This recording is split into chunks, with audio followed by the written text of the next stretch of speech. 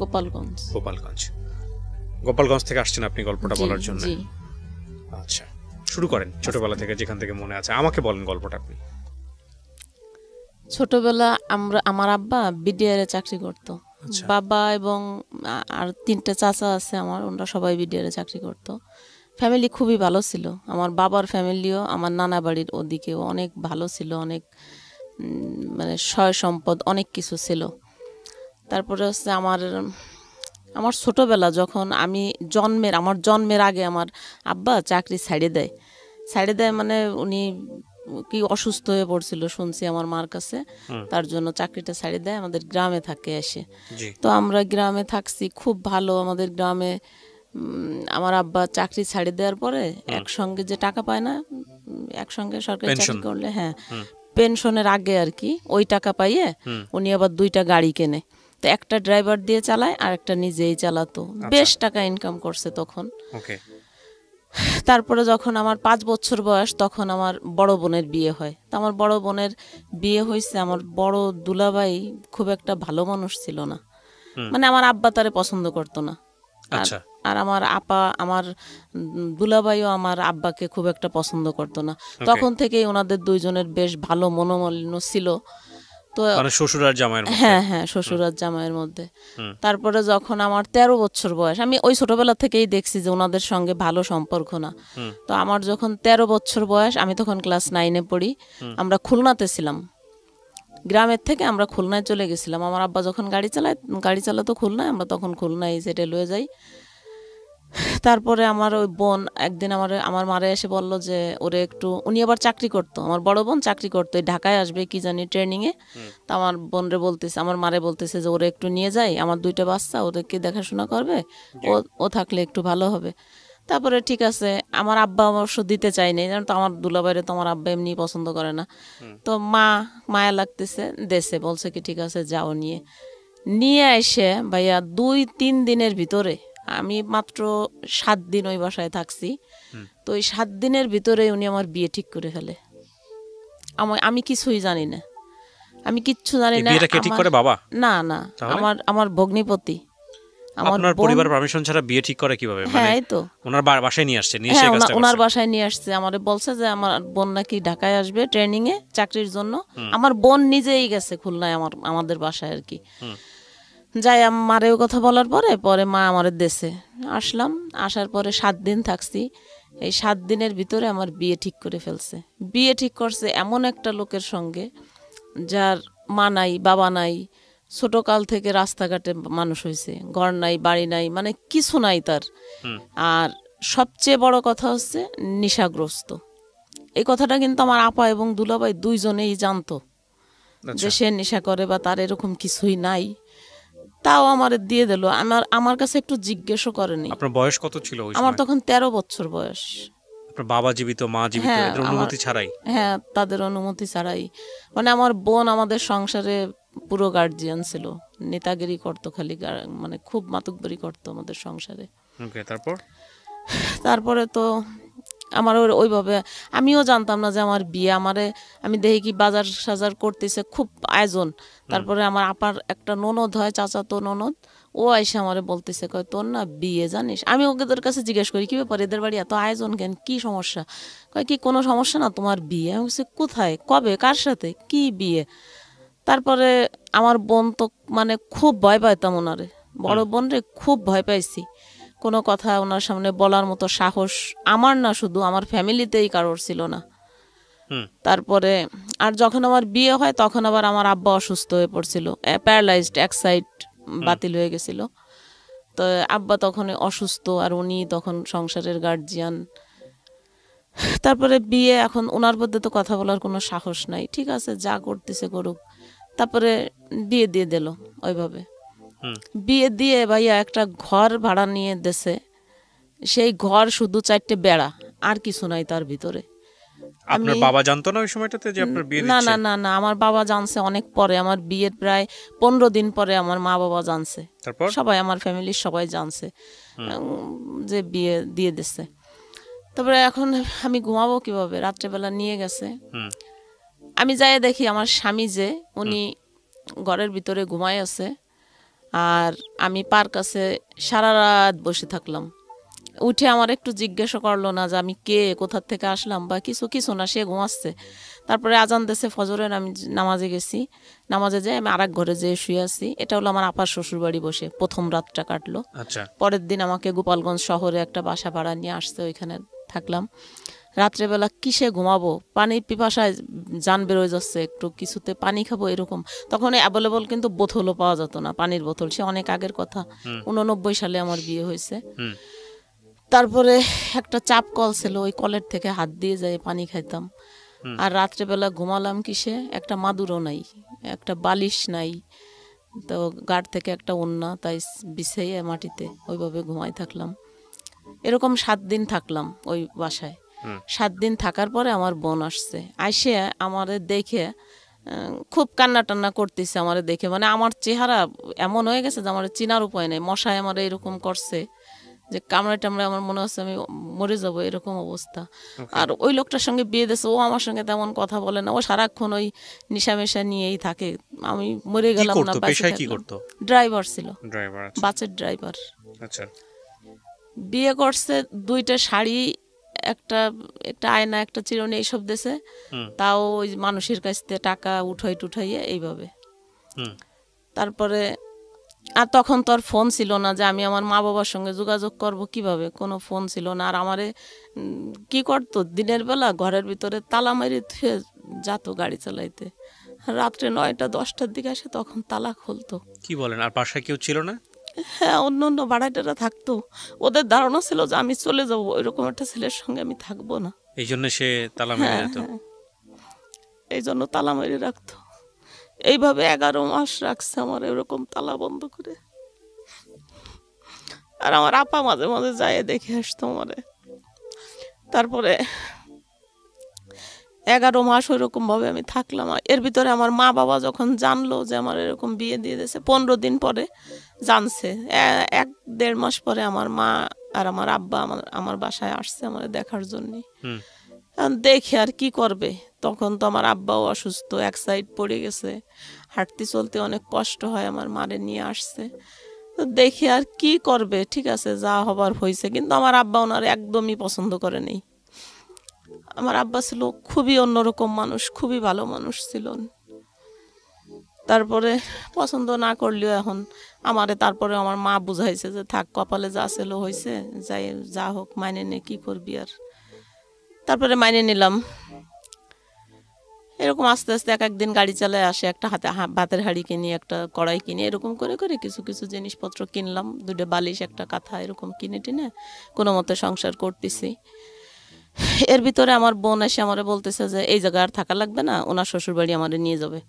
ওনার শ্বশুরবাড়ি, ওনাদের একটা কাচারি ঘর আছে, ওই ঘরে নিয়ে আমারে রাখবে।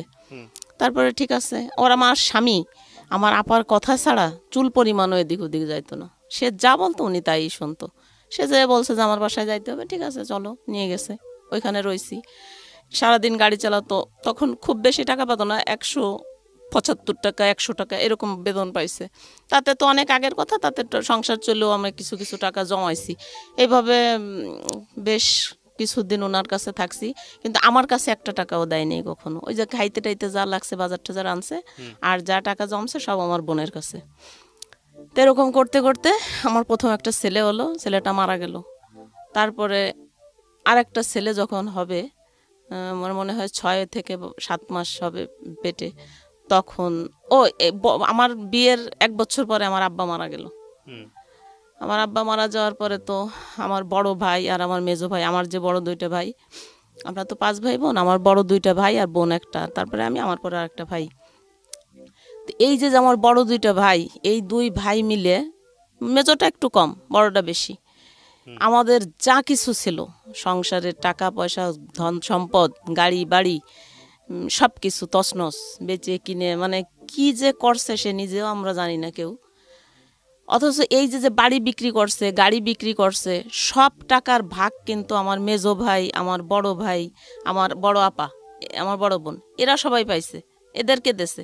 কিন্তু আমারে আর আমার ছোট ভাইরে কিচ্ছু দেয়নি। আপনার বাবা? আমার বাবা তো তখন নাই। কে দেয়নি এটা? আমার বড় ভাই 2জন যে, আচ্ছা। আমার বড় বোন, এই 3 ভাই বোনে মিলে আমাদের যত সম্পদ ছিল সব নষ্ট করছে, বড় ভাই বেশি করছে, বড় বোন বেশি না, বাড়িটা শুধু বড় বোন বিক্রি করছে। আর গ্রামে ধানের জমি থাকে না, এই জমি ছিল অনেক, আমাদের প্রায় 30 বিঘার মতো, এইগুলো সব আমার ভাই বিক্রি করছে।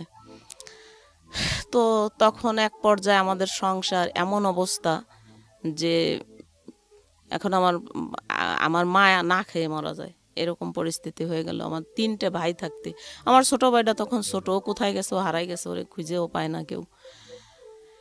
তারপরে এরকম করতে করতে আমার বড় বোন গ্রামে অনেক টাকার দিনা হয়ে গেল, আচ্ছা, অনেক টাকার দিনা হয়ে গেছে। তখন আমার ছেলেটা পেটে, বাচ্চা হবে, আমি তো ওনার বাড়িতেই থাকি। তো উনি আমারে বলতেছে কি যে আমি, ওনার স্বামী আবার তখন চিটাগাং থাকতো, বলে কি আমি চিটাগাং চলে যাব, আমি অনেক টাকার দিনা হয়েছি, এখন এই সবাই দিনাদাররা খুব চাপ দিচ্ছে, আমি আর এখানে থাকতে পারবো না, তো তুই এখন কি ব্যবস্থা করবি কর, কোথায় যাবি কি করবি কর। তখন আমি কি অবস্থা, আমি মানে দিশাহারা হয়ে গেছি, আমি কি করব এখন, আমার এই অবস্থা। আমার বোন গেছে নভেম্বরের 25 তারিখে, ডিসেম্বরের 4 তারিখে আমার ছেলে হয়েছে, তাহলে বোঝেন 9 দিন পরে তখন আমার অবস্থা কীরকম। তারপরে আমি কোনো উপায় না পাইয়ে যাই আমার বড় ভাইরে ধরলাম যে দাদু আপনি হচ্ছে একটা ঘর ভাড়া নেন, আমার এখন এই অবস্থা, আমি একটু সুস্থ হই, তারপরে দেখা যাবে একটা কিছু করব। তখন আমার স্বামীরও চাকরি নাই, ওই নেশা টেশা করে, এ দেখে ওই ড্রাইভার একবার অ্যাক্সিডেন্ট করছে, পরে মালিক নামাই দিচ্ছে, আর ওর গাড়িটাই দেয় না। তো এরকম স্ট্যান্ডে ঘুরে ঘুরে বেড়ায়, কেউ একটা কাজ করালো 20 টাকা দিল, এইভাবে চলতেছে। আর আমিও এরকম কষ্ট করে চলি। তারপরে আমার বড় ভাই একটা ঘর নিল, ওইখানে আমার ছেলেটা হইলো। ছেলে হওয়ার পরে 1.5 মাস আমি আমার ভাইয়ের বাসায় থাকলাম। তারপরে বললাম যে ঠিক আছে, তাহলে উনিই বললো যে ঠিক আছে চলো আমরা এখন আলাদা একটা বাসা নিই, ছোটোখাটো দিয়ে। আমরা ঠিক আছে বাসা নিলাম একটা ছোটো দেহে।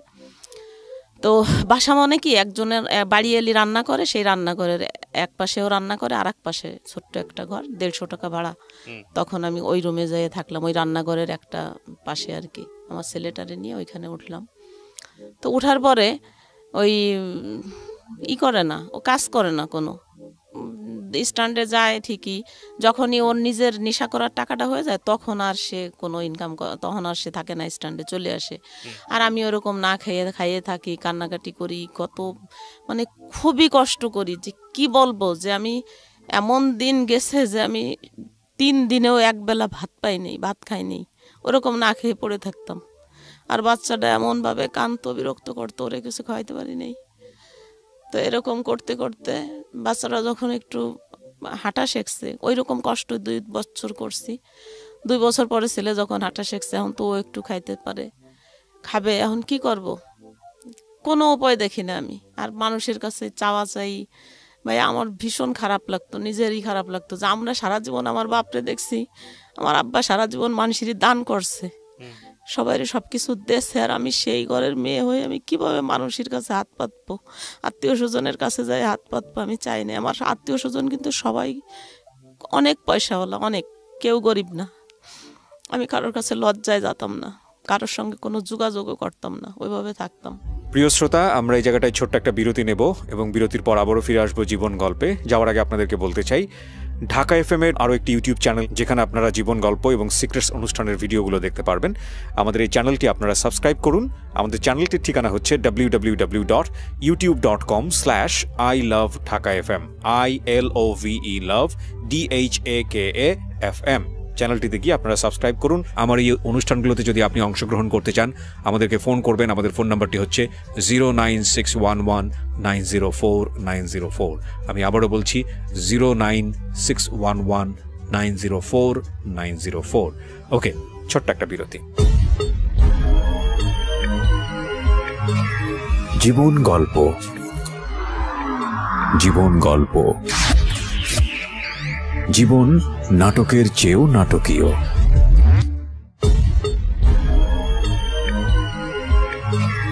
জীবন গল্প।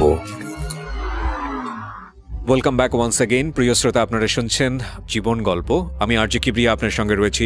আমার এই অনুষ্ঠানগুলোতে যদি আপনি অংশগ্রহণ করতে চান, আমাদেরকে ফোন করবেন। আমাদের ফোন নাম্বারটি হচ্ছে 09611904904। আমি আবারও বলছি 09611904904। ওকে, আমরা যেখানটায় ছিলাম তারপর। তারপরে একদিন ডিসিশন নিছি যে ছেলে কাইন্দে মরে যাচ্ছে ভাতের জন্য, কি করব আমি, কোনো উপায় না পাই আমি ডিসিশন নিছি যে আজকে আমি মরিয়েই যাব। তারপরে আমাদের বাড়ি এলে ওটা আবার টের পাইছে, আমরা যে বাসায় ভাড়া থাকতাম ওই আপা আমারে খুব ভালোবাসতো। তো উনি টের পাইয়ে আমারে বললো কি, দেখ এটা কোনো জীবন না, তুই মরে যাবি, ছেলেটারে কি করবে। আমার দুলাভাইরে বলতাম, আমার আপারে যদি বলতাম যে এরকম কষ্ট, কি করব, আপনারা এরকম বিয়ে দিয়ে দিয়েছেন, তাদের কথা ছিল একটাই যে ঠিক আছে বিয়ে দিয়ে দিছি, খারাপ হয়েছে, ছেলের এতিমখানায় দিয়ে দাও আর তুমি আসো, তোমারে আবার বিয়ে দিয়ে দেই। কিন্তু আমার দ্বারা কি তাই সম্ভব যে আমার ওই দুধের বাচ্চা ওইটা আমি এতিমখানায় দিয়ে আমি ফিরে বিয়ে করব? এরকম মন মানসিকতা আমার কখনোই ছিল না। তারপরে ওই আপার বুদ্ধিতে আমারে বললো যে ঠিক আছে মানুষের কাছে হাত পেতে চল, কয়দিনই বা চলা যাবে, চল তোরে একটা কাজ ধরাই দেই। তা উনার বাড়িতেই ব্যাচেলাররা থাকতো। তা বললো কি যে ঠিক আছে তুই এদের রান্না করে দিস, ওরা তোরে মাসে খাইতেও দেবে, টাকাও দেবে। ঠিক আছে, কিচ্ছু করার নাই, একই বাড়ির ভিতরে আমরা ভাড়া থাকি, ওরা আলাদা করে আমরা আলাদা করে, এইভাবে। হ্যাঁ, না সাবলেট না, মানে একই বাড়ির ভিতরে আলাদা আলাদা ঘর আর কি, টিনের ঘর আলাদা আলাদা। তো ঠিক আছে আমি রাজি হয়ে গেলাম ওনার কথায়, কি করবো এখন, ছেলেটারে বাঁচাইতে হবে।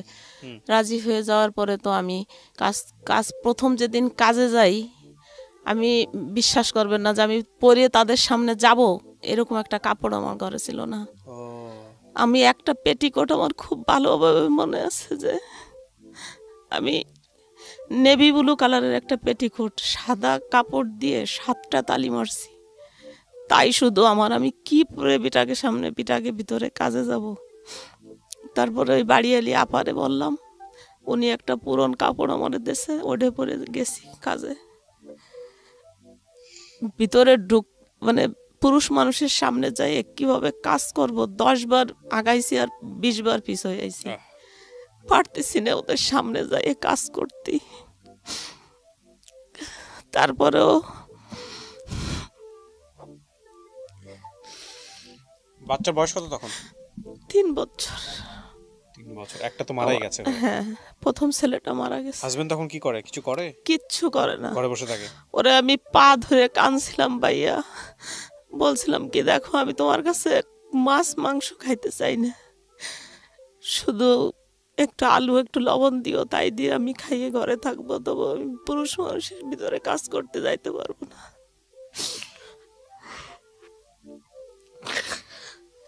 কিন্তু তাও আমারে কখনো দেয় নেই, কাজ করে খাইছি, ঘর ভাড়া দিছি, বাচ্চারে মানুষ করছি, ছেলেটারে স্কুলে ভর্তি করছি, লেখাপড়ায় এত ভালো ছিল। ওর যখন ও প্রথম ক্লাস 5-এ ট্যালেন্ট ফুলে বৃত্তি পাইছে, কিন্তু কোনো প্রাইভেট দিতে পারি নাই, 5 পর্যন্ত আমিই পড়াইছি। আমি এসএসসি পরীক্ষা দেয়নি, 9 পর্যন্ত পড়ছি। তারপরে তো ভাবলাম যে আমার তো এইটা করেই বাঁচতে হবে, ছেলেরে মানুষ করতে হবে। তখন আমার ওই একটাই লক্ষ্য যে আমার ছেলে মানুষ করতে হবে। ছেলের যখন 5 বছর বয়স তখন আমি আবার বাচ্চা কনসেপ্ট করি।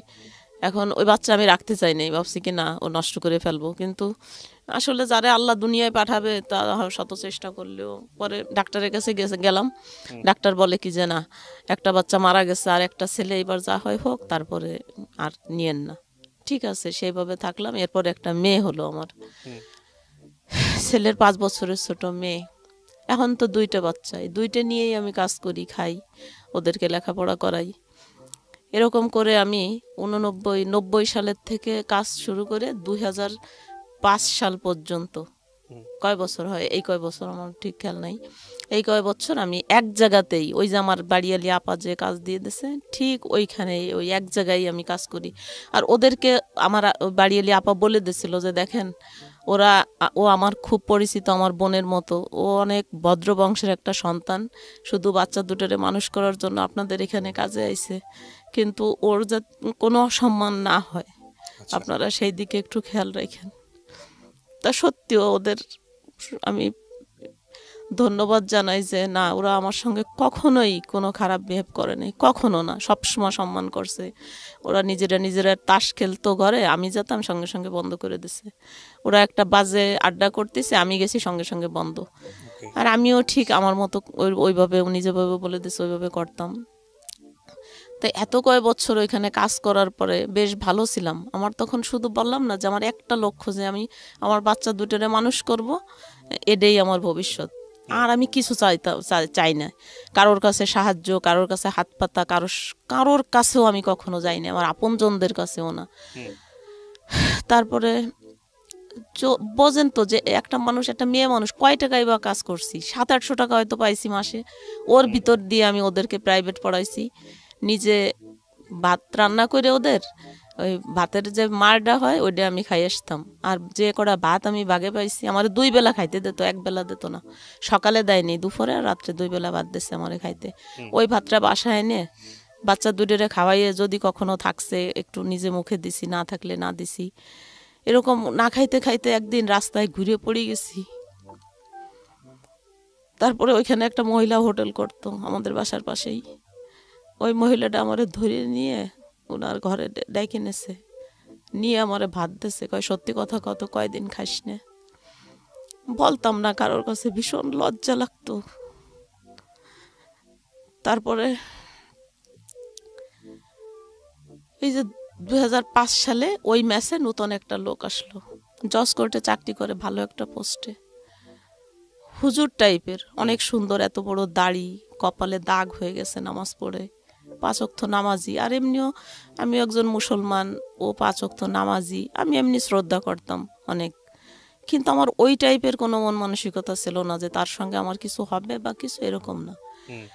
কিন্তু ওই লোকটা জানি না ও কি ভাবতো আমার ওই রকম। ও এর ভিতর আরেকটা ঘটনা আছে, এই যে যখন এই লোকটা আসবে তার কিছুদিন আগে আমার ছোট ভাইটা, অনেক দিন পরে আমার ছোট ভাইটা আসে, খুঁজে পাই আর কি।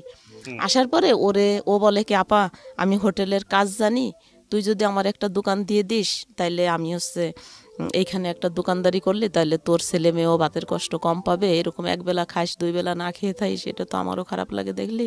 তা তুই যদি পারিস তাহলে আমার একটা দোকান দিয়ে দে। তারপর বললাম যে ভাই দেখ, আমার কাছে তো কোনো টাকা নাই, আমার একটা চেন আছে, একটা কানেরটা আছে আমার আব্বার দেওয়া, তো ঠিক আছে, তুই যদি করিস তাহলে আমি এই 2টা দরকার হলে বিক্রি করে দেবো, এই টাকায় যদি হয় তাহলে তুই কর। কয় হ্যাঁ ওই টাকাই হবে, তুই দে। তারপরে আমি ওইগুলো বিক্রি টিক্রি করে ওরে একটা হোটেল দিয়ে দিলাম। তা আলহামদুলিল্লাহ ওরে হোটেল দেওয়ার পরে ও নিজেও অনেক কর্মশীল, মানে খুব কষ্ট করতে পারে, কর্মঠ। তো ওর ওই হোটেলে বেশ ভালো, আজকে ভালো কালকে আরও ভালো, তা এরকম করতে করতে দিন দিন ভালোই উন্নতি হচ্ছে।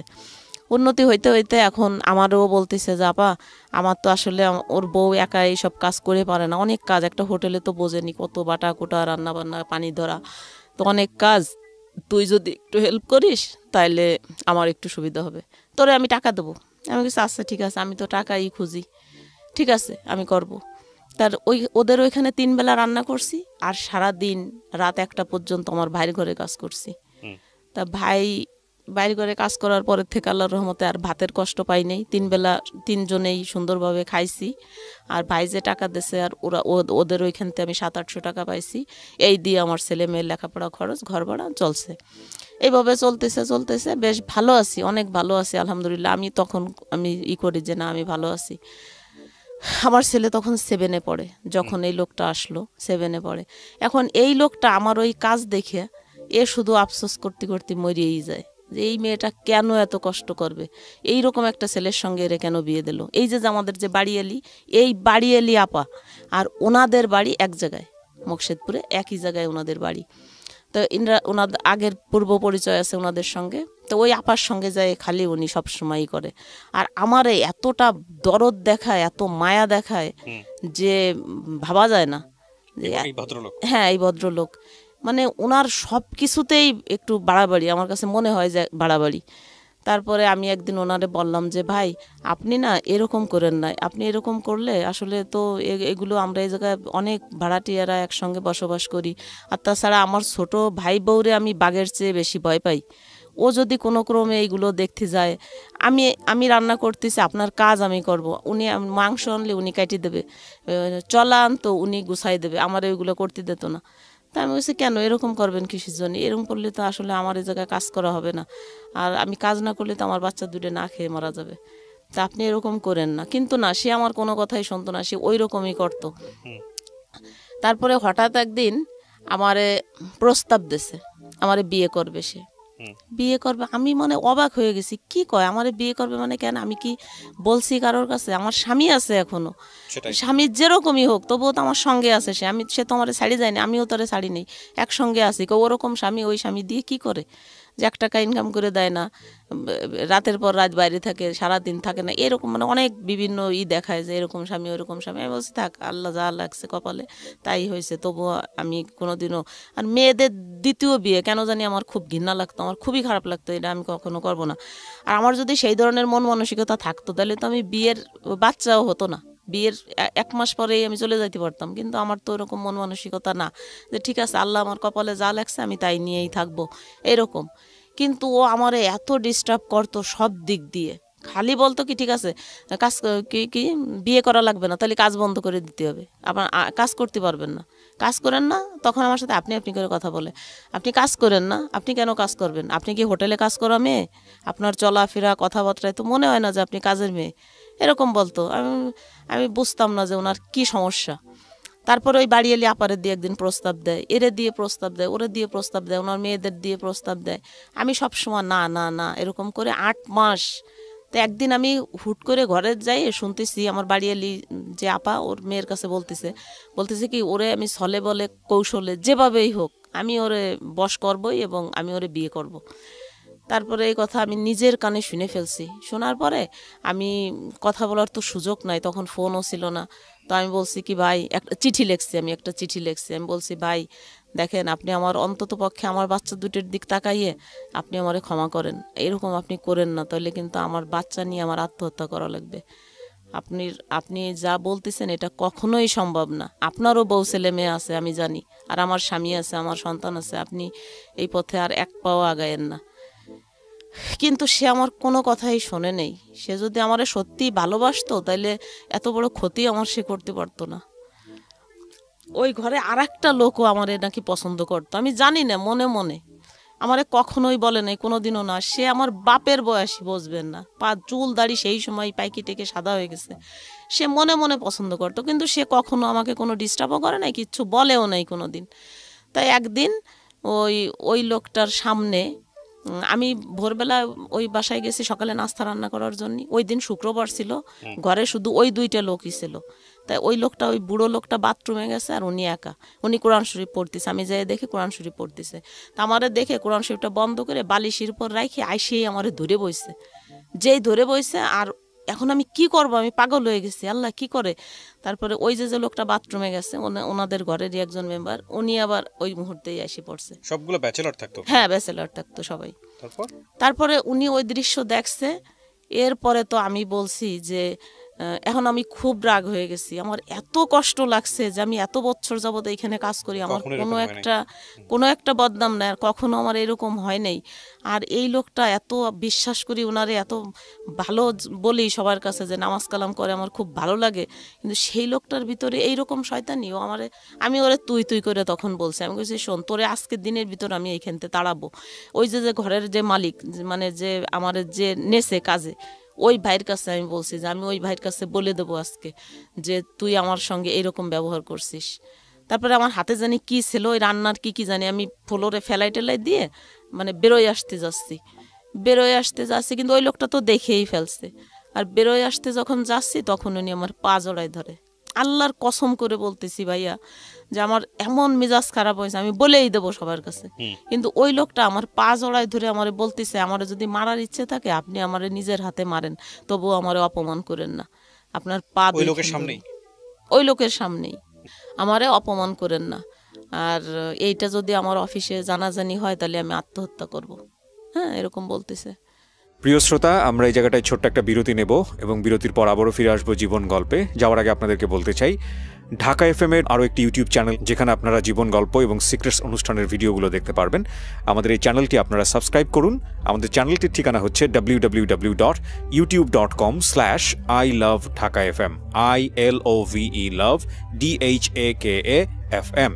চ্যানেলটিতে গিয়ে আপনারা সাবস্ক্রাইব করুন। আমার এই অনুষ্ঠানগুলোতে যদি আপনি অংশগ্রহণ করতে চান আমাদেরকে ফোন করবেন। আমাদের ফোন নাম্বারটি হচ্ছে 09611904904। আমি আবারও বলছি 09611904904। ওকে, ছোট্ট একটা বিরতি। জীবন গল্প, জীবন গল্প, জীবন নাটকের চেয়েও নাটকীয়।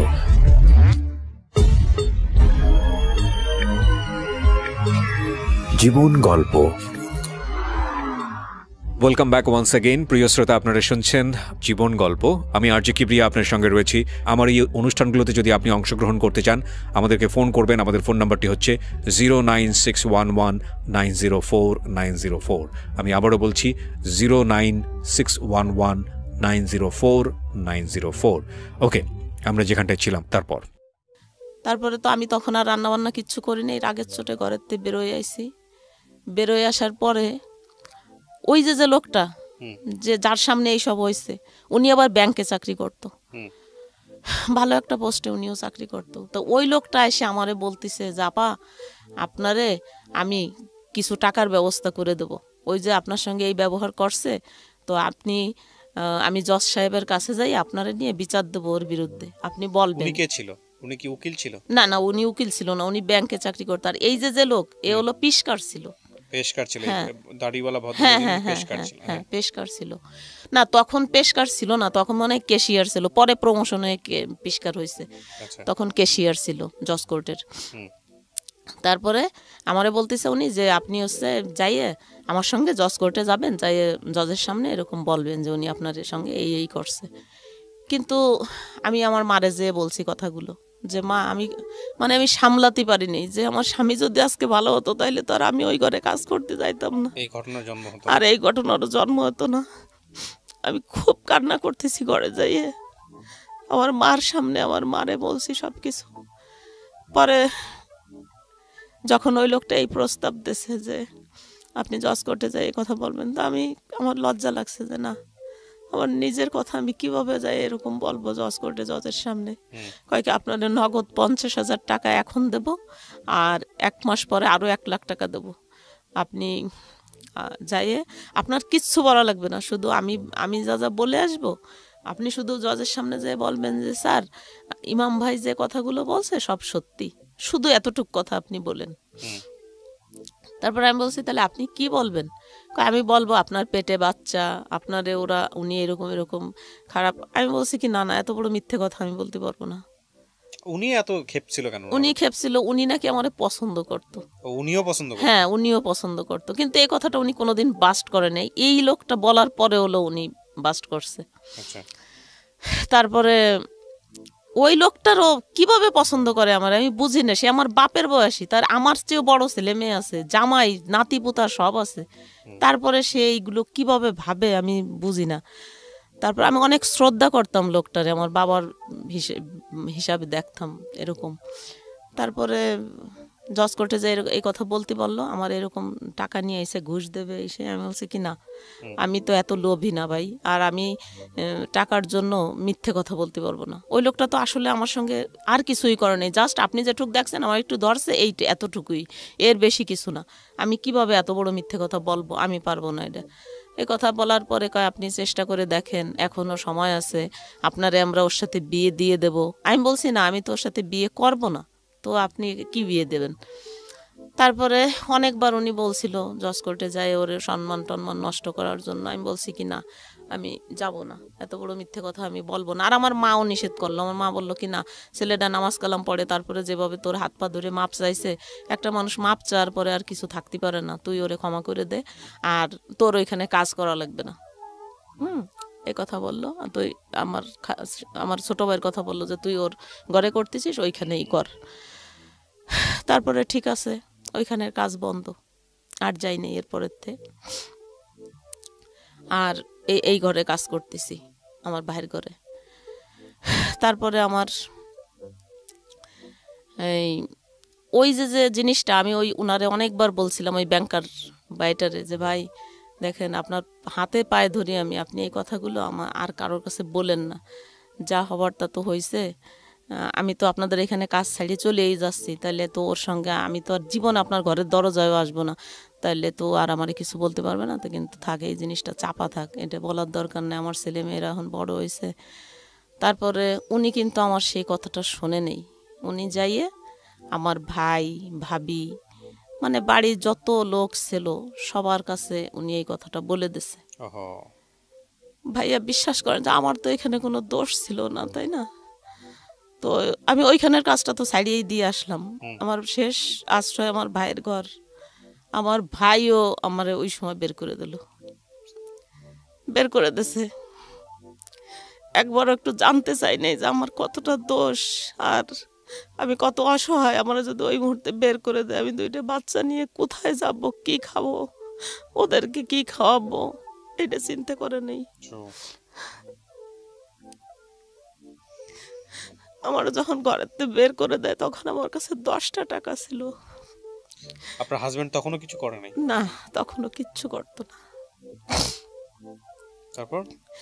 তারপরে ওই 10টা টাকা আমি কি করব, 2টা বাচ্চারে 2 পাশে নিয়ে মাঝখানে আমি শুয়ে ওদের জড়ায় ধরে বুকের ভিতরে এত জোরে চিৎকার করে কাঁদছি আর শুধু আল্লাহরে বলছি, আল্লাহ সারা জীবন সৎভাবে থাকলাম, সততা নিয়ে চলছি, মানুষ মেসে কাজ করে ভাত ফেলাই দেয় আর আমার 2টা বাচ্চারে আমি 3 বেলা খাওয়াইতেও পারি নাই।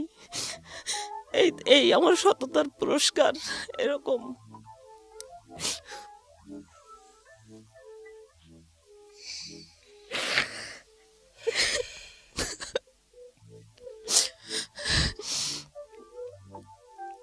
খুব দুঃখজনক। তারপরে ওই 10টা টাকা দিয়ে 5 টাকা দামের পাউরুটি পাওয়া যেত তখন। ভাবছি 2টা পাউরুটি একসঙ্গে কিনলি তো 5 টাকা শেষ হয়ে গেলে আর 5 টাকা দিয়ে কি কর। তারপরে একটা পাউরুটি কিনে ওকে 2 ভাই বোনরে খাওয়াইছি রাত্রে। সকালবেলা কি করব, ওই 5 টাকা ছিল, ওই 5 টাকাও শেষ, সকালে খাওয়াইছি, আর কিছু নাই।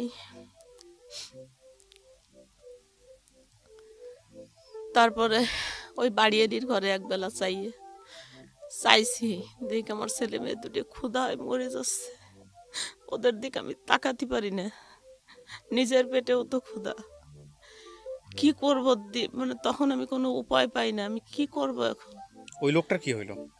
হ্যাঁ, ওই লোকটা তখন ওই রকমই আছে। হুম।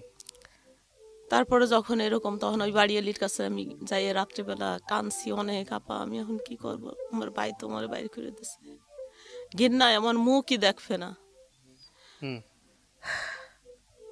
কয় কি, যখন বদনাম শোনার দিন ছিল বিয়ের আগে বা বিয়ের পরে, তখন জীবনে কোনোদিন কিছু শুনি নেই। আর এখন এই বয়সে 2টে ছেলে মেয়ে, ছেলে ক্লাস 7-এ পড়ে, এখন এই কি কথা, মানে এই ওরা সহ্য করতে পারিনি। তোরা আগে করিস নেই কেন, আগে কত তোরে আমরা বলছি যে বিয়ে দেবো, তুই কখনো রাজি হইস নি, আর এখন এই বয়সে এইরকম ছেলে মেয়ে বড় হয়ে গেছে, এখন এগুলো কি শুনলাম। এই হলো ওর ঘৃণা আমার ভাইয়ের। আমার ভাইও খুব নামাজ কালাম করে, এগুলোও পছন্দ করে না। তারপরে বের করে কি যাওয়ার, এখন আমি বাড়িয়ালির সঙ্গে যে আলাপ করলাম, জাপা আমি কি করবো এখন। আপনার হাজবেন্ডের বাসায় ছিলেন না আপনি? হ্যাঁ। তাহলে ভাই কেন বের করে দিবে? হাজবেন্ড বের করে দিয়েছে, মানে ঘরের থেকে বের করে না, আমার ভাইয়ের ঘরের থেকে, আমি যে কাজ করি ওর ঘরে, ও কাজের থেকে বের করে দিল। আচ্ছা। তো এখন আমি তো আপন ভাই ছিল? হ্যাঁ, আমার আপন ছোট ভাই। আপন ছোট ভাইয়ের ঘরে আপনি কাজ করতেন, ওইখান থেকে ও টাকা দিত? হ্যাঁ হ্যাঁ, ওই দোকানটা আবার আমার গয়না বিক্রি করে দিয়া যাই হোক দিয়ে দিছিলাম। তারপরে তো ওই ভাইয়ের ওই আমি এখন আমি ঘর ভাড়া দেবো কি দিয়ে, আমি তো বাইরে করে কাজ করি, টাকা দেয়, আমি টাকা বেতন পাই, আমার ছেলে মেয়ের লেখাপড়ার খরচ দেই, ঘর ভাড়া দেই, খাই ওর ঘরে। তো আর ওই যে কাজটা, ওটা তো ওই গ্যাঞ্জামের পরে আমি এমনিতেই নিজের থেকে শাড়ি দিয়ে চলে আসলাম, যে ভাই যা দেবে ওতেই চলবে, আমি তারপরে আমি এই জায়গায় অসৎভাবে এই জায়গা থাকবো না, এই অসৎ লোকের কাছে, এরকম ভাবে চলে আসলাম। পরে ওই বাড়িয়ালি বলল ওই লোকটারে, এই পিসকারে, যে আপনি দেখেন তো কি একটা কাজ করলেন, আর আপনার জন্য এখন ও বলতেছে যে ওর বাচ্চাদের নিয়ে ও মারা যাবে, ওর তো কোনো উপায় নাই। আর এই গোপালগঞ্জ শহরে আমাদের সবাই চেনে, আমি তো বাইরে যেয়ে কোনো কাজ করতে পারবো না। আর বাইরে কি কাজ করব, আমি লেখাপড়া জানি না, এসএসসিও পাশ করি নেই। এসএসসি পরীক্ষা দিতে চাইছিলাম, কিন্তু ওই লোকটা আমার দিতে দেয়নি। সবাই বুদ্ধি দিত যে স্কুলে পাঠালি চলে যাবে, এই সেই, এই জন্য লেখাপড়া করেনি। হ্যাঁ। তারপরে ওই ওনারা যখন এসব বলল, তখন উনি বললো কি, জাপা ঠিক আছে, আমার জন্যই যখন ওর এত বড় ক্ষতি হয়েছে, ওর কাজ নাই, ছেলে মেয়ে নিয়ে এরকম না খেয়ে মরে যাচ্ছে, তাহলে আপনি এক কাজ করেন, আমি ওরে বিয়ে করব, দেখেন এখন ও রাজি হয় নাকি, এখন তোর কোনো উপায় নেই, এখন তো রাজি হওয়াই উচিত।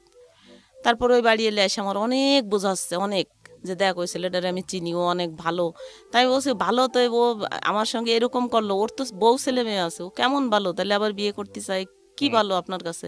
কয় কি না, ওর বোর হলো প্যারালাইজড, এক সাইড প্যারালাইজড না, জাস্ট ও অসুস্থ ছিল, ডাক্তারের কাছে নেছে, ডাক্তার নাকি কি ভুল ট্রিটমেন্ট করে এরকম বিছনায় পড়া। তো তো ছেলেটা অনেক ভালো, আর আমি দেখছি খুব ভালো, সত্য কথা বলে, নামাজ কালাম করে, এইটুক দেখছি আর কি। বাড়ি কি আছে না আছে তা তো আর জানি না। তারপরে এইসব বলার পরে বাড়ি এলে এরকম বোঝাচ্ছে, আমি একবার এক মনে করে ঠিক আছে রাজি হয়ে যাই। এখন কি করবো তাহলে, ছেলে মেয়ে নিয়ে কি মরে যাব? আর ছেলে 7-এ পড়ে ওর, আর ছেলেটা ক্লাস 5-এ ট্যালেন্টফুলে বৃত্তি পাইছে, মেয়েটা এত ভালো ছাত্রী। আমার ছেলে এবং মেয়ে দুইটাই ক্লাস 1 থেকে 10 পর্যন্ত ওদের এক রোল ছিল, কখনোই ক্লাসে দ্বিতীয় হয়নি, এত ভালো ছাত্র। আর এত সুন্দর চেহারা আমার বাচ্চা দুইটার, যে না দেখলে আসলে বিশ্বাস করা যায় না। দুইটা ছেলে মেয়েরই এত সুন্দর দেখতে, এত সুন্দর মেধা। তা আমি কিভাবে এখন ওদের লেখাপড়া চালাবো, আমি কি করব? আমি দিশাহারা হয়ে গেছি, কোনো উপায় নাই। একটা মেয়ে অসহায় হইলে যা হয় আর কি। তারপরে এখন আমি বলছি কি যে ঠিক আছে, আমার বোন, আমার ওই আপা বলতেছে যে দেখ, ও আর যাই হোক বেঈমান না, ও যাই করুক কিন্তু তোরে কোনোদিনও ফেলবে না, তোরে ও রাখবে। আর তোর আর ছেলে মেয়ে বড় হচ্ছে, এখন কিভাবে চলবি তুই? আর তোর ভাইও তো তোরে বের করে দিল, আর তো কেউ কোনো সাহায্য সহানুভূতি করে না। তাহলে হাজবেন্ড কোথায় তখন? হাজব্যান্ড সাথেই, হাজব্যান্ড তো কি হাজব্যান্ড, ও সকালবেলা যাবে, রাত 12টার সময় ঘরে আসলে আসলো, না আসলে নাই। আইসে একটু খাইছো নাকি খাও নেই, কোনোদিন জিজ্ঞেসও করে নেই ছেলে মেয়েরে। ও আইসেই ওর নেশা নিয়ে ব্যস্ত। কি দিয়ে নেশা করতো? গাঁজা খাইতো, গাঁজা। এগুলোর কোনো ভ্রুক্ষেপ নাই তার? না না, এগুলো কোনো ভ্রুক্ষেপ নাই। এগুলো ভ্রুক্ষেপ থাকলে কি আমার জীবন আজকে এই পর্যায়ে আসে? তারপরে কি হলো, কি বললেন? তারপরে এরকম করে করে একবার মনে মনে ভাবি যে রাজি হয়ে যায়, আবার ভাবি কি না, কিভাবে সম্ভব, আমার ছেলে মেয়ে কি ভাববে, আমার আত্মীয় স্বজন কি ভাববে, আমার ফ্যামিলিতে কারো কোনো মেয়ের 2 বিয়ে নাই, আমি কি করব? আর এদের নিজের অভাব, না খাওয়ার যন্ত্রণা, ছেলে মেয়ের মুখের দিকে আর তাকাতে পারি না। আমার ছেলে যেদিন বৃত্তি পরীক্ষা দিতে গেছে ভাইয়া, একদিনে 2টা পরীক্ষা হয়েছে। আমার ছেলে যখন 5টার সময় পরীক্ষা শেষ হয়েছে, রাস্তার পর ঘুরে পড়ে গেছে ক্ষুধার যন্ত্রণায়। সকালবেলা 1 গ্লাস পানি শুধু জড়ছে, খাওয়াই দিছি, কটা ভাত খাওয়াই দিতে পারিনি। এই ছেলে মেয়ে নিয়ে এখন আমি কি করব? কোনো উপায় না দেখে তারপরে আমি এক পর্যায়ে রাজি হয়ে গেলাম। তারপরে আমি বললাম কি আপা, আমি কেন জানি বিশ্বাস হয় না আমার, যে ছেলে মানুষ তো আমার কেন জানি বিশ্বাস হতে চায় না। তারপরে ওই কথা আবার ওর কাছে ওই আপা বলছে ফোনে, ওনার আবার ফোন ছিল, আমার ফোন ছিল না। তো বলার পরে কয় ঠিক আছে, কিভাবে বললি বিশ্বাস করবে? আপা আমি আপনার বাসায় আসতেছি। আপার বাসায়, আপার ঘরে আসছে রাত 2টা বাজে, আর ওই আপা আমারে আইসে ডাকতে, আইসে আমারে ডাকি নিয়ে গেছে। আমি গেছি, যাই দেখি উনি ওনার ঘরের ভিতরে বসা। তারপরে আমারে দেখে উনি দৌড়ই যেয়ে অজু করে আইসে বাথরুমেতে, অজু করে এসে কোরআন শরীফ বুকের ভিতরে নিয়ে বলতিছে যে আমি তোমারে অনেক পছন্দ করি, আমি কোনো লাভে, কোনো লোভে, কোনো স্বার্থের জন্য না, তোমার মতো একটা ভালো মেয়ে আমি দেখছি এত কয় মাস যাবত, তোমার অনেক সুনাম, আজ 13 বছর তুমি এক জায়গায় কাজ করো, তোমার অনেক সুনাম শুনছি আমি, তো আমি এত একটা ভালো মেয়ের জীবন এরকম নষ্ট হয়ে যাক, এটা আমি চাই না। তো আমি কোনো চাহিদা নাই আমার, আমি শুধু তোমারে বিয়ে করব, আর তোমারে আমি টাকা দেবো, তুমি তাই দিয়ে ছেলে মেয়ে মানুষ করবা, তুমি খাবা, তোমার করা লাগবে না, কাজ করা লাগবে না। এই কথা বললো কোরআন শরীফ ছুঁয়ে ওই আপার সামনে, যে আমি কখনো ওরে ফেলবো না, সারা জীবন ওর সঙ্গে থাকবো, এরকম মেলা কিছু বললো। বলার পরে ওই দিন আমার মনটা একটু চলে যাচ্ছে নিজের কাছ থেকে, তা নিয়েও কোনো চিন্তা নেই? কোনো সুখ দুঃখ নাই, যাই যাক, থাকে থাক, ইচ্ছে কোনো ব্যাপার না। তারপরে ডিভোর্স দেওয়ার পরে আমারে বললো যে ঠিক আছে, তাহলে এখন তো আর বিয়ে করা যাচ্ছে না, 3 মাস 13 দিন হবে। তারপরে তখন আমি চলে গেলাম আমার বোনের বাসায়। বোনের বাসায় যে 3 মাস থাকলাম, 4 মাস থাকলাম। 4 মাস পরে আসার পরে বিয়ে হলো ওর সঙ্গে। বিয়ে হওয়ার পরে আমি 6 বছর, এই বিয়ে হওয়ার পরেই আমারে আবার বললো কি, যে আমি বললাম যে না, আমার ছেলে মেয়েরে ওর কামাই দিয়ে আমি মানুষ করব কেন, আমার এসে বিয়ে করছে, আমার দায়িত্ব সে নিতে পারে, কিন্তু তাই বলি তো আমার ছেলে মেয়ে না। তারপরে আমি ঢাকায় চলে আসি। ঢাকায় এসে একটা একটা ছোটোখাটো একটা চাকরি নিছি। যাই হোক, সে মালিকটা ম্যাডাম খুবই ভালো মানুষ ছিল, আমাকে অনেক সাহায্য করছে। তার সাহায্যে আমার ছেলে এসএসসি ফার্স্ট ডিভিশনে মানে পাশ করে। A+, হ্যাঁ A+ পেয়ে পাশ করে। তারপরে এই ঢাকা কলেজে তারে ভর্তি করি। মাশাআল্লাহ। এইখান থেকে ইন্টার পাস করলো, অনার্সে ভর্তি করলাম এই জগন্নাথ বিশ্ববিদ্যালয়। তারপর ওই লোকটা আমাকে মানে ভাইয়া আপনি ভাবতেও পারবে না যে একটা মানুষ অভিনয় কতদিন করতে পারে। 13 বছর আমার সঙ্গে সংসার করছে, 13 বছর, 1-2 দিন না। এই ভদ্রলোক হ্যাঁ, এই 13 বছরের ভিতরে আমি একদিনও, আমি না শুধু, আমার ফ্যামিলিতে তো অনেক শিক্ষিত মানুষও আছে, অনেক ভালো মানুষও আছে, অনেক বয়স্ক মানুষ আছে, সবাই তো জানতো। আমার ফ্যামিলির আস্তে আস্তে সবাই জেনে গেছিল বিষয়টা। তো কেউই কোনোদিন বুঝতে পারেনি। সবাই বলতো যে না, ওর মতো মানুষ হয় না, ও যে কাজ করছে এটা মানে একেবারে স্বয়ং আল্লাহর সন্তুষ্টির কাজ করে ফেলছে, মানে খুব বড় কিছু করে ফেলছে। তারপরে এরকম ভালোবাসতো আমারে, যা আমি কোনোদিন কোনো ছবিতে, সিনেমায়, গল্প, উপন্যাসেও পড়ি নেই যে মানুষ এতটা ভালোবাসতে পারে, যে এত ভালোবাসতো আর এইরকম খেয়াল করতো আমার। তো আমি চাকরি করে আমার ছেলে মেয়ের খরচ দিতাম, আর ও আমার সম্পূর্ণ করতেন আপনি? খরচ। আমি এইখানে একটা অফিসের পিয়ন পোস্টে আমাকে আমি ছেলে মেয়ে বলতে চাকরি আপনার দিয়েছি। ছেলে মেয়ে কয়জন ছিল? 2টা, একটা ছেলে একটা মেয়ে। মেয়েটাকে কি করলেন? ছেলেটা বড়, মেয়েটা ছোট। মেয়েটারে আমার বোনের বাসায় রাখছিলাম। আচ্ছা, আমার বোন তখন সিলেট চাকরি করতো, আমার দুলাভাই ব্যাংকে চাকরি করে, ওই সিলেটে ছিল, আমার বোনের বাসায় রাখে। আপনি অভিনয় কেন বলতেছেন এই সেকেন্ড যাকে বিয়ে করলেন? কি হয়েছে? না মানে বুঝতেই পারিনি কখনো যে সে আমার সঙ্গে অভিনয় করতেছে। আমি ভাবতাম যে সব সত্যি, সবাই ভাবতো, শুধু আমি একা না। 13 বছর সংসার করার পরে 2019 সালে এসে আমরা একদিন বেড়াইতে গেছি আমার মামার বাসায় নোয়াপাড়া। বেড়াতে যাওয়ার পরে আসার পরের থেকেই আমার একদিন ফোন দিয়ে বলতেছে আমার সংসারের সবাই এই সত্য জিনিসটা জানি গেছে, তোমার সঙ্গে আমার আর থাকা হবে না। তোমারে আল্লাহকে সাক্ষী রেখে তোমারে বিয়ে করছিলাম, আর আল্লাহকে সাক্ষী রেখেই তোমাকে বাদ দিয়ে দিলাম। এক কথাতেই? এক কথাতেই। কত বছর সংসার করার পরে? 13 বছর। তারপর তো এইভাবে বাদ দিয়ে দিল। এরপরে আজ 4 বছর হয়ে গেছে, একটা ফোনও কোনোদিনও আর করে নেই, আর আমিও আর কোনো বাড়াবাড়ি করি নেই এটা নিয়ে।